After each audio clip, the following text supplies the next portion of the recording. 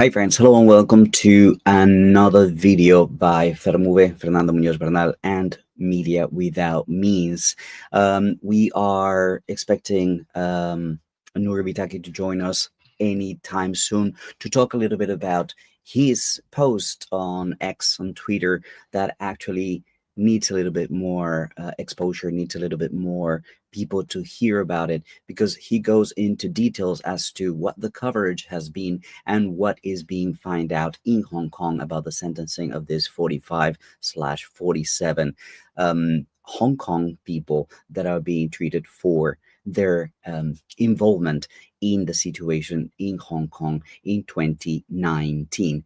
Now, as we wait for Nury to come, perhaps we could watch his video and go slowly talking about the different details that he presents. He focuses quite a lot on somebody that he likes to call the paymaster. So while we wait for Nury, let us just play the video and stop and go as we see things that are interesting.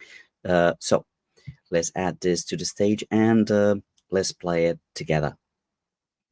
Please let me know if you can hear it in the comment section. Oh no, I read in the news media today that China jailed 45 innocent Hong Kong people for simply wanting Western-style democracy, so that their home, which looks like this, can be more like the glorious democratic West. As everyone knows, Western democracy produces peerless leaders like this and this, and it produces thriving economies, which grow super fast. Look at these numbers. All right, I think that the first thing that I would like to mention is the fact that there is a petition going on in the UK right now to run elections once again, talking about Stammer. He has been in power for a very short time, and there's already dissatisfaction with him. So what Nury mentions here is quite interesting, because yeah, it's that kind of leadership that leaves the people behind. No matter who they put in front, it's not performing. The people deserve better. But let's continue with the video. Wait, no, maybe that's not a good graph to show. Moving on, some of the articles quote Hong Kong's former Great White Saviour, a man named Christ Patton, a man who's not bitter and twisted at all. Anyway, Western mainstream media reports on the latest outrage in Hong Kong are being printed in newspapers across the planet, including in Asia. Guardian headline refers to international outrage, but the text refers to Western countries because only their opinions count. I like how he points out the way that Western media likes to use certain language to present narratives. So they are pro-democracy. And one of the things that Nury goes into detail in this video, as we're going to see later, is that contrast or that parallel with the January 6th insurrectors. So do we need more lettuces? Yes, exactly. Thank you so much. This is so true. The fact how he presents this parallel between the January 6th insurrectors and these rioters in Hong Kong, but media present them as pro-democracy fighters and pro-democracy individuals, and how it is outrageous. So let's go on talking about what he describes as the principal omissions by Western media. However, what really happened in Hong Kong yesterday was very different. I can explain it in 50 words. Hong Kong courts gave shorter than expected sentences to participants in a regime change plot, which only aspired to incite mayhem with blood on the streets. Sentences ranged from 4 to 10 years, with one of the older members, Claudia Mo, expected to be released by next April. Okay, that's the real story. You know, the Western press reports that... Before moving on, this is extremely important. The fact that these sentences, that the punishment has been so lenient, and a lot of people are not pointing that out, that it's the amount of chaos, the amount of terror that they cause in the city does not seem to match with this sentencing. And some of the people in Hong Kong are actually upset at the fact that they seem to be getting away rather easily. Let's continue. I've seen are omitting two rather important facts. First, incitement to topple the government is illegal pretty much everywhere. very much so in Asian countries and also in Western countries. Second, most of the people involved pleaded guilty, so Western reporters' criticism of the judgment makes no sense. But behind this and associated cases, we find one key fact you need to know about what's really been going on here. The real mastermind behind all Hong Kong's troubles has never been collared, he's never been named, he's never been identified, may even be a woman. Let's just refer to him or her as the paymaster. The paymaster. This is the part that is really at the core of what took place in Hong Kong, because all these people were financed, all these people were paid, always these people were organized, and that takes money, that takes funds. Where did these funds come from? We know, and as Nury is going to present, that there were transfers made in and out of different accounts from different people in Hong Kong to actually pay for these actions. But we haven't been able to hear publicly where those funds originated from. We know that some of them came from the United States, some of them came from Canada. So that's the key thing that is missing right here. And it's a point to consider, because what would the diplomatic relations be, how they would be affected if there is information confirming that they came from a specific group or source in the West, either the US, Canada, the UK, wherever that may be. That would be a reason why perhaps these names are redacted, so to speak, or we don't know still out there in the public who this paymaster actually is. Let's continue. To keep it simple, cue bad guy music. I love Nury. Now, there's a really important secret money trail under all this from the paymaster. The hidden truth about the Hong Kong protests of 2019 is that they were awash with money, as I've said before. They were absolutely flooded with cash from somewhere, someone. Now, when this particular group of 45, originally 47 anti-China protesters launched their 10-step plot to overthrow the government, law enforcers noted that sums of money were swapping hands. Some of these sums were large. One person got 290,000 Hong Kong dollars, which is about 37,000 US dollars. Now, Hong Kong, like most places, does not allow politicians or political organizers to get secret payments for what they do.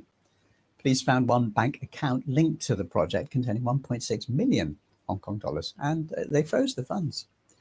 Where did the money for this regime change operation came from? Who was distributing it, and who got paid what? Regime change? Who likes regime change operations?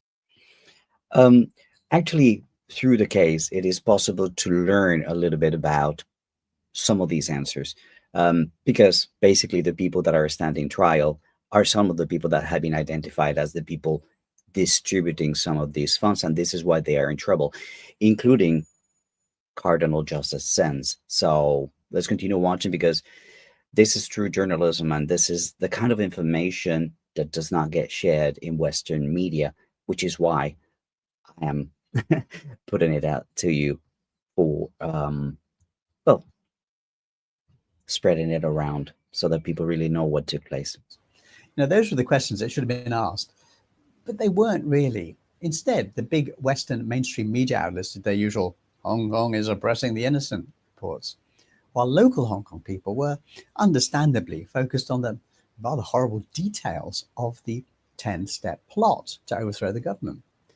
Now, our local media is not very good at investigative journalism, sadly. Mainstream media reports appearing all over the world today completely omit details of the 10-step plan. So this is a very important thing. There was actually a plan to cause mass chaos, destruction, and to terrorize society in Hong Kong that originated in this group and that was financed by these accounts. Why are we not talking about this? Why there's no public reporting on this 10-step plan to overthrow the government of the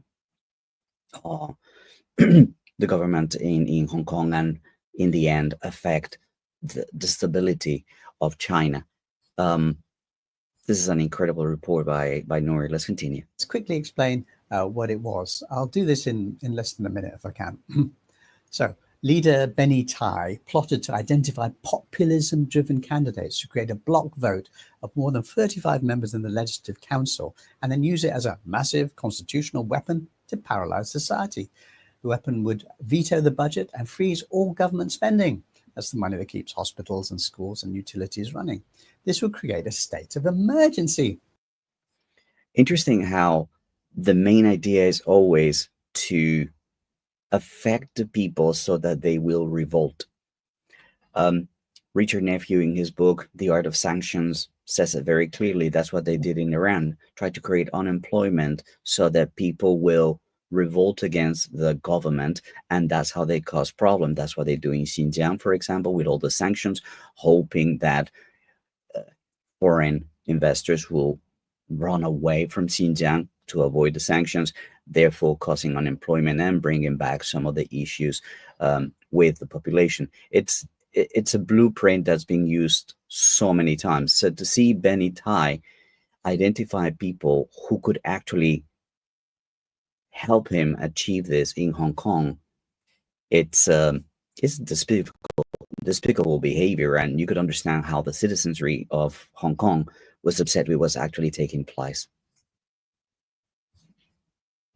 What fun.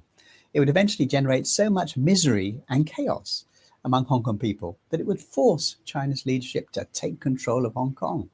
That, in turn, would provide Washington with justification to hit Hong Kong and mainland China with massive great sanctions, harming or destroying their economies and forcing regime change. Very nice.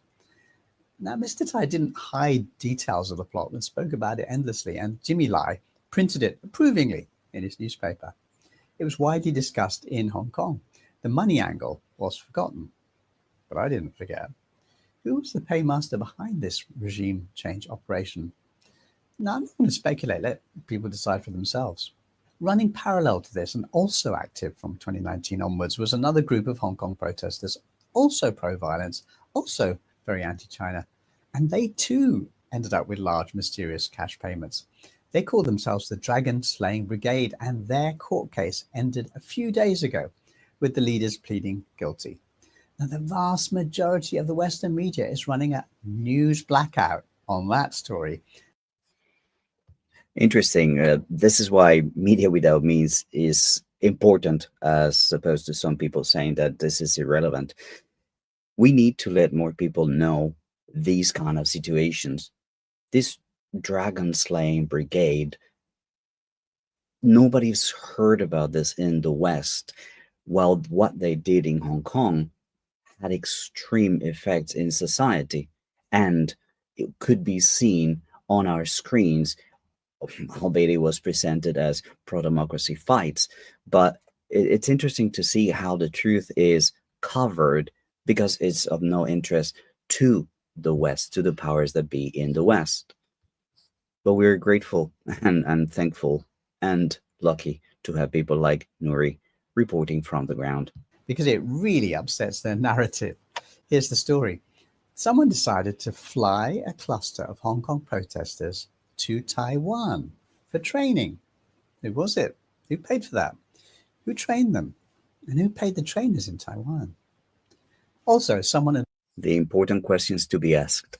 How did these people end up going to Taiwan to be trained? There was also a video that was presented a few years back by the BBC talking about the training that a lot of Hong Kong locals were receiving about how to topple governments, and the green on that reporter, this lady's face, when reporting on what was taking place in this small hotel in the UK, was indicative of how satisfying it is for them to be able to move cards and move pieces on the chessboard to give trouble to China and Hong Kong in this particular case. I'll probably link that video if I find it, but it's really upsetting to know that it's out in the open. This is what they do in this room. They teach people how to fight and how to be effective in toppling governments. Really despicable. Advised these people that money for their protests will be delivered through a crowdfunding route. They obediently set up such a page, and it worked like a dream. So much cash was delivered to them that leader Wong Chun-kearn gave himself a stress relief break in which he spent 300,000 Hong Kong dollars on football betting. Where did his money come from? You know, at the time, Western and Eastern governments were sharing warnings that crowdfunding was a new route for terrorist funding. And This shines a light into a problem that is present in today's society. This crowdfunding of movements that can present a certain phase, but the money will end up causing trouble in society around the world. Crowdfunding used to be a way to help some organizations do what they do. I have a donate button in my website, mediawithoutmeans.org, but it's the same thing that I had when I had PayPal, when I had Buy Me a Coffee. It's the same thing, and the amounts are never close to what we are discussing here with Nury. We're talking about millions. At one point, we're going to hear billions of Hong Kong dollars being funneled to some of these organizers. So crowdfunding needs a bit more legislation, if you ask me. Hong Kong protesters are the textbook example, literally spending crowd-funded cash on bombs and guns to kill innocent people. Luckily, the Hong Kong police foiled the plot just a few hours before the bombs were due to be set off. So who was the paymaster there? Where did that cash originate? And there is a third example. The trial of Trump fanatic tycoon Jimmy Lai is running in Hong Kong at the moment. Now, the international media is choosing not to report the actual details of the hearings. And it's easy to see why. Too much is being revealed. One of the things the court heard was that huge amounts of international money flowed into Jimmy Lai's bank accounts, and large sums of cash went out to anti-China individuals and groups. The tabloid publisher received 2.945 billion Hong Kong dollars in his 9 bank accounts in recent years. Think about that. That's nearly 3 billion Hong Kong dollars that he received from outside to his 9 accounts related to Apple Daily. And now Nury is going to reveal something else that is interesting. The fact that actually Apple Daily was losing tons of money daily. So it wasn't coming from his industries. It wasn't coming from his businesses. It wasn't coming from Giordano, the brand, the clothing brand that he owned and he operated even in China. So where was that money coming from? Let's watch. With the deposits coming from the United States, Canada, Taiwan, Hong Kong, Singapore, and elsewhere. The money is said to have been derived from overseas securities trading. Very nice if you can get it. But the money didn't sit in the accounts. Chunks of finance went out to multiple China hostile political individuals and groups in Hong Kong, and also to the US and the UK. Now, the biggest individual recipient named was Cardinal Joseph Zen. This is a cardinal whose name has been used a lot by elements claiming that Hong Kong is losing its freedom of religion, that there is no freedom of religion in China anymore, that there's no freedom of religion in Hong Kong anymore. Nothing could be further from the truth. We are seeing this person implicated in handling funds that end up being used to cause terror and chaos in society. He is far from his functions as a leader of faith in Hong Kong. Let's learn a bit more. A retired Hong Kong churchman who has fallen out with his colleagues, including Pope Francis, over his relentless China bashing. The cardinal received $3.5 million in 2017. So how did Jimmy Lai have so much money, given that his newspaper was losing $1 million a day, week after week, month after month, year after year? Now, you'll notice that we've talked about large sums of money funding regime change protests without mentioning the most notorious source of all, Washington's National Endowment for Democracy, or NED. The NED started funding and training groups in Hong Kong in 1994, with more cash and more groups year by year. Over the next 25 years, by 2019, it spent literally a quarter of a century demonizing mainland China. Now, I find this very interesting that while the British ruled Hong Kong, there wasn't really any democracy at all. They were ruled by somebody assigned by the UK, plain and simple. But right before it was going to be handed over by 1997, there were a lot of forces interested in teaching about democracy. So the people who allege, oh, China, Hong Kong's democracy is lost, really need to be asked, what were you talking about democracy before the handover?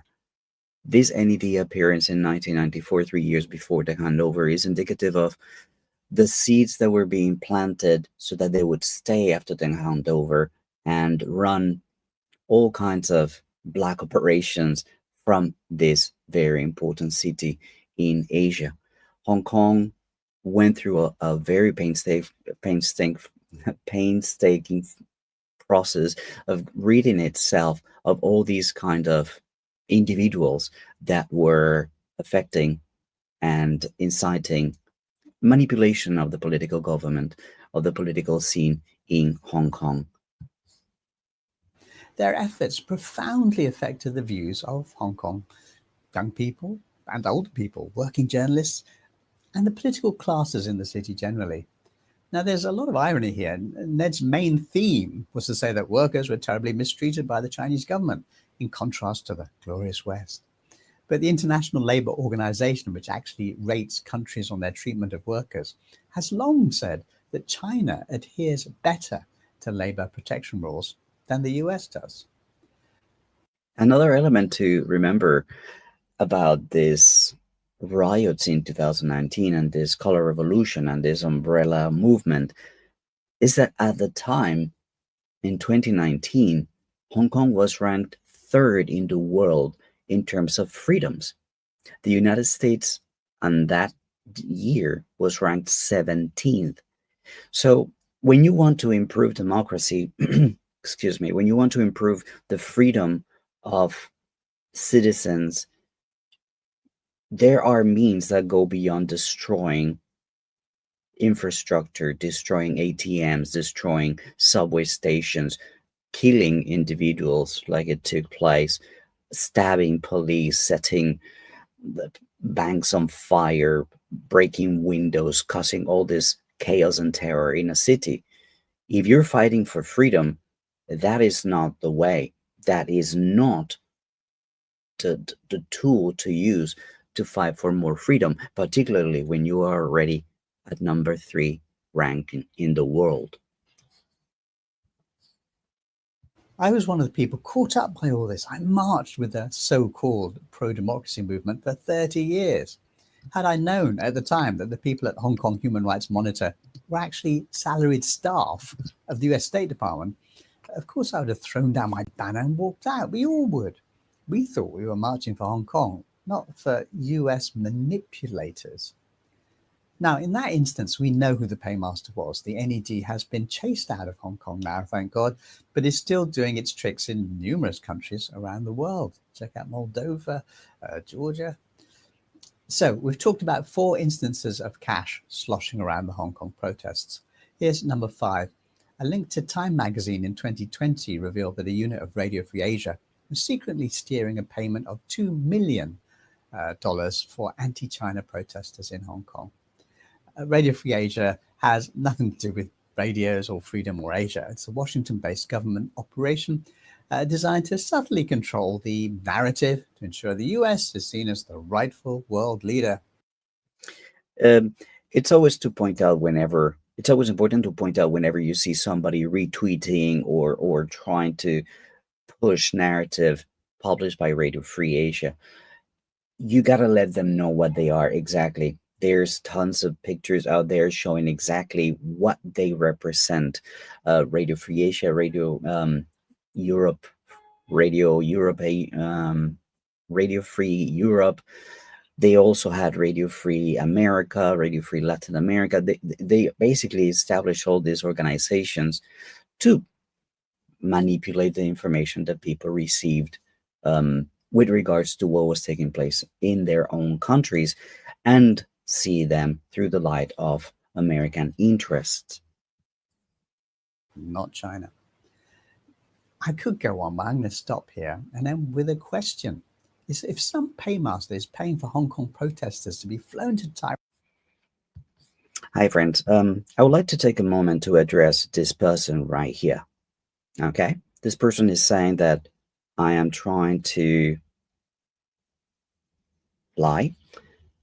So at the risk of not being nice to Nury, I would like to share with you our agreement that he will be here today at 8 o'clock.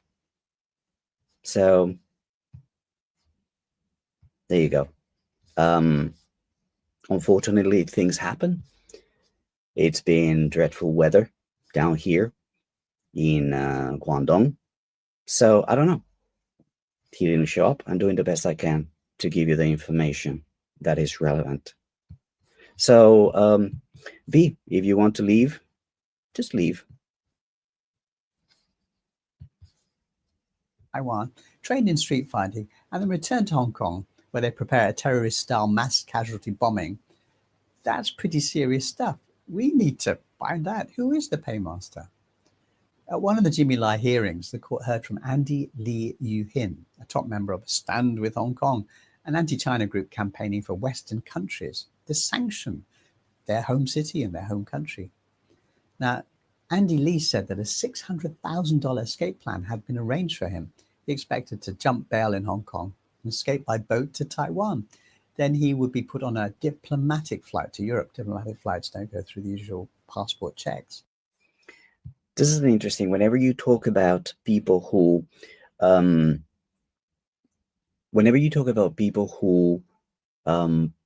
are outside of China, criticizing China, it happens a lot with this East Turkestan movement, and there's people who have escaped and end up in Western countries bashing China. A question that is asked by Jerry Gray all the time is, how did they leave the country? Did they leave the country to a point of entry with a passport and a visa to a final destination, or were they extracted somehow by forces that we don't know? And that's how they ended up in another country. A name that comes to mind is Freedom Enes Kanter. Something similar happened to him, and he was basically extracted and ended up as a basketball player in the United States. That's an interesting story that I made in a video when I talked about religious freedoms here in China a few years back. So how people end up in the West is something that we need to ask questions about whenever they are faced with a camera and a microphone. Explain how you ended up in the West. Let's continue.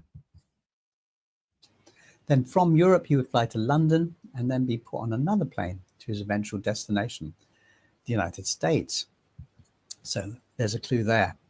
Now, if Andy Lee hadn't been arrested by the Chinese Coast Guard, perhaps he would have finally met the ultimate mysterious paymaster, whoever he or she is. Peace.